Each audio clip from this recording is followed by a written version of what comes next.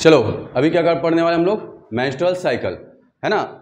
Female में menstrual cycle जो होता है 28 दिन का होता है ना। 28 दिन के दौरान एक तो यूटेरस में क्या क्या चेंजेस आती हैं और ओवरी में क्या क्या चेंजेस आती है, ये देखेंगे हम लोग। देखिए, पहले दिन से लेके 5वें दिन तक के फेज को बोलते हैं ब्रीडिंग फेज।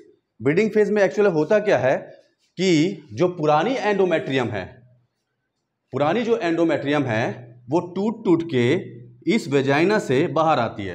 अगर ये टूटेगी तो यहाँ का ब्लड वेसल्स भी रप्चर होगा, और ब्लड वेसल्स जब रप्चर होगा तो यहाँ से वो ब्लड के साथ बाहर आएगा। और जब ये ब्लड के साथ बाहर आएगा तो एक चीज याद रखना, ये जो ब्लड होती है वो कभी भी क्लॉटिंग नहीं हो सकता, क्योंकि इसमें एक एंजाइम होता है जिसको बोलते हैं फाइब्रिनोलाइसिन। क्लियर। अगर मैं बात करूं पहले से लेके 5वें दिन तक, तो इस समय 6 से 12 फॉलिकल में से किसी एक फॉलिकल का एफएसएच की प्रेजेंस में क्या होता है, ग्रोथ होता है, और ये प्राइमरी फॉलिकल सेकेंडरी फॉलिकल में चेंज हो जाती है। अब आपको पता होगा लास्ट क्लास में हम लोग पढ़े थे कि ये जो सेकेंडरी फॉलिकल है इसमें मेम्ब्रेना ग्रैन्युलोसा विकसित हो चुकी रहती है, और वो जो है किसका सिक्रेशन करती है, एस्ट्रोजन का। अब ये सेकेंडरी फॉलिकल कुछ समय बाद टर्सरी फॉलिकल में चेंज हो जाती है। जब ये टर्सरी फॉलिकल में चेंज होती है तो ये बहुत ज्यादा एस्ट्रोजन का सिक्रीशन करती है। एस्ट्रोजन का सिक्रीशन बहुत ज्यादा इसलिए करती है क्योंकि यहां पर तो मेम्ब्रेना ग्रैन्युलोसा है ही, और साथ में थिका इंटरना भी है। तो जब दोनों मिलकर एस्ट्रोजन का स्त्रावण करते हैं तो एस्ट्रोजन का अमाउंट बढ़ जाता है। ये जो बढ़ा हुआ एस्ट्रोजन का अमाउंट है हाइपोथैलेमस को पॉजिटिव फीडबैक देता है कि आप जीएनआरएच के लेवल को बढ़ाइए। अगर जीएनआरएच का लेवल बढ़ेगा तो एफएसएच का लेवल भी बढ़ेगा और एलएच का भी लेवल बढ़ेगा। लेकिन एफएसएच का लेवल 3 से 4 गुना बढ़ता है और वहीं पे एलएच का लेवल 6 से 7 गुना बढ़ता है। क्लियर। ये एफएसएच जो है 2-3 काम करते हैं। पहला चीज, प्राइमरी oocyte में मियोसिस 1 को कंप्लीट कराते हैं, और ये फिर किसमें कन्वर्ट हो जाएगा, सेकेंडरी oocyte और फर्स्ट पोलर बॉडी में कन्वर्ट हो जाएगा। क्लियर। साथ ही एलएच क्या करता है, एलएच जो है 14वें दिन मतलब धीरे धीरे एलएच जो का लेवल बढ़ते जाता है, और ये जो एलएच है ना, मेम्ब्रेना ग्रैन्युलोसा से लिक्विड को निकालने में मदद करती है। और ये लिक्विड कहां स्टोर होते जाता है, एंट्रम कैविटी में, और इसी को हम लोग क्या बोलते हैं, एंट्रम फ्लूइड या लिक्विड फॉलिकुलाई। अब इसका अमाउंट बढ़ते जाएगा तो एंट्रम फ्लूइड बढ़ेगा, तो यहां पर क्या हो जाएगी, फॉलिकल में स्वेलिंग हो जाएगी।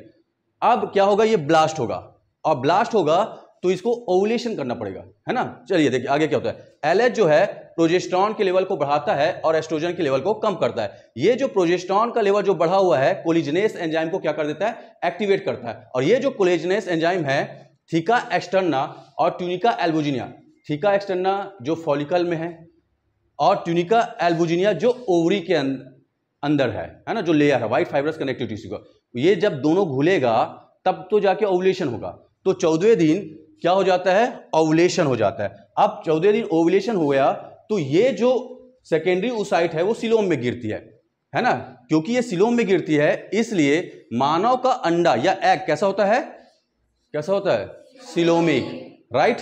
अब ये फिमरी के द्वारा कैच किया जाएगा और इसको फाइनली कहां पहुंचा दिया जाएगा, एम्पुला में। अब इस सेकेंडरी oocyte और कॉर्पस ल्यूटियम कैसे बनेगा भी आगे देखेंगे ना। इन दोनों का फ्यूचर आपस में डिपेंड करेगा। अब देखो ओवुलेशन हो गया 14वें दिन। अब जो स्ट्रक्चर बनी है उसको हम लोग क्या करते हैं, rupture Graafian follicle. Rupture Graafian follicle में से फिर क्या बनता है, कॉर्पस हिमोरेजिकम। कॉर्पस हिमोरेजिकम से क्या बनता है, कॉर्पस ल्यूटियम। तो ये जब कॉर्पस ल्यूटियम जब बनता है तो बहुत ज्यादा प्रोजेस्टेरॉन निकलता है और एस्ट्रोजन भी निकलता है। ठीक है, देखिए पहले यहां एस्ट्रोजन निकला तो स्ट्रेटम फंक्शनलिस का थोड़ा अमाउंट बना या थोड़ा ड्यूजन हुआ। जब और निकला तो बहुत ज्यादा ये स्ट्रेटम फंक्शनलिस क्या हो गया, थिक हो गया। अब यहां फिर एस्ट्रोजन निकला तो ये क्या हो गया, और ज्यादा क्या हो गया, थिक हो गया। क्लियर। अब देखो यहां से अब क्या हो रहा है, कॉर्पस ल्यूटियम क्या कर रही है, प्रोजेस्टेरॉन का सिक्रीशन कर रही है। अगर ये प्रोजेस्टेरॉन का सिक्रीशन कर रही है और यहां पे फर्टिलाइजेशन हो गया तो आगे के 9 महीने ये प्रोजेस्टेरॉन का सिक्रीशन करेगा और प्रेगनेंसी मेंटेन रहेगी। अगर यहां पर फर्टिलाइजेशन नहीं हुआ तो ये क्या करेगा, क्या करेगा?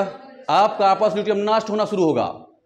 लेकिन एलएच कहता है कि टेंशन मत लो, अभी मैं आपको जिंदा करके रखूंगा, और आगे के 9 दिनों तक इसका क्या करवाता है? ग्रोथ करवाता है। अब इसका ग्रोथ बहुत ज्यादा होता है कार्पस ल्यूटियम का, तो प्रोजेस्टेरॉन बहुत ज्यादा निकलता है और एस्ट्रोजन भी निकल रहा है। अब प्रोजेस्टेरॉन का ज्यादा निकला हुआ लेवल है ना, कहां जाएगा? हाइपोथैलेमस में जाएगा, और हाइपोथैलेमस को क्या देगा? निगेटिव फीडबैक देगा, और निगेटिव फीडबैक देने की वजह से गोनेडोट्रोपिन रिलीजिंग हार्मोन का सिक्रीशन क्या हो जाता है? कम हो जाता है। तो क्या हो जाता है? एफएसएच और एलएच भी क्या हो जाते हैं? कम हो जाते हैं। क्लियर?